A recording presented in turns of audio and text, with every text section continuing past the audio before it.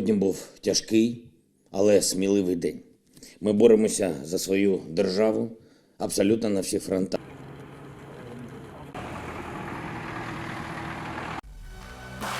Yeah, I just wanna be great. Yeah, I just wanna be great.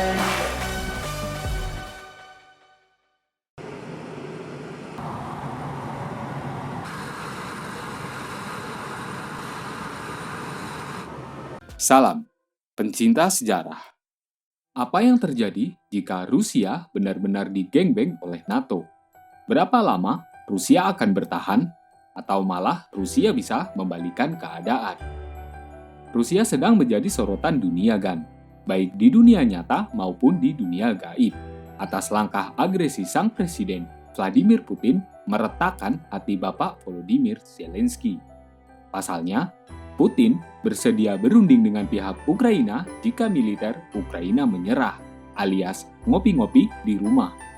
Bahkan, Putin memaksa Zelensky untuk mundur dari jabatannya. Artinya, penghinaan buat pihak Ukraina kalau benar terjadi. Ini bukan lagi perundingan, gan, tetapi pengakuan kekalahan Ukraina atas invasi Rusia, seperti halnya Jepang menyerah kepada sekutu di teater Perang Dunia Kedua. Militer Rusia sebagai salah satu negara pemenang Perang Dunia Pertama dan II tidak bisa dianggap sebelah mata, gan. Walaupun kejayaan nama Uni Soviet telah runtuh di tahun 1991, namun otot militernya masih cukup membuat NATO ciut. Jika Amerika mempunyai NATO, maka Rusia mempunyai CSTO, Collective Security Treaty Organization. Sampai saat ini, anggota CSTO berjumlah 6 negara: Armenia, Belarusia, Kazakhstan, Kirgistan, Tajikistan, dan Rusia sebagai kepala geng. Ormil ini didirikan 15 Mei 1992. Sama halnya dengan NATO, Ormil yang diketuai Rusia ini merupakan Ormil aliansi militer. Barang siapa berani senggol anggota CSTO, jangan salahkan jika kepala Anda benjol. Sudah sangat jelas, kan? CSTO ini dibuat untuk membendung pengaruh dan ancaman NATO di Eropa Timur. Sebelum CSTO ini dibuat, sebenarnya Rusia ketika masih Uni Soviet mempunyai formil juga dengan nama Fakta Warsawa. Berakhirnya, Uni Soviet berakhir pula perjanjian aliansi militer ini di tahun 1991. Namanya organisasi, pastinya ada pergantian anggota. Ada beberapa anggota yang pernah tergabung dalam CSTO sebelumnya, seperti Ukraina, Polandia, dan Georgia. Namun, mereka memutuskan untuk keluar dari perjanjian. Ada hal yang unik yang terjadi pada nasib mantan anggota CSTO. Mereka kena sentil Rusia.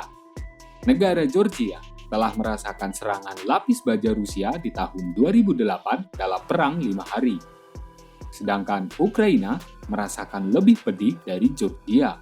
Bukan hanya serangan lapis baja, tetapi roket, rudal, dan serangan udara harus dihadapi oleh Ukraina.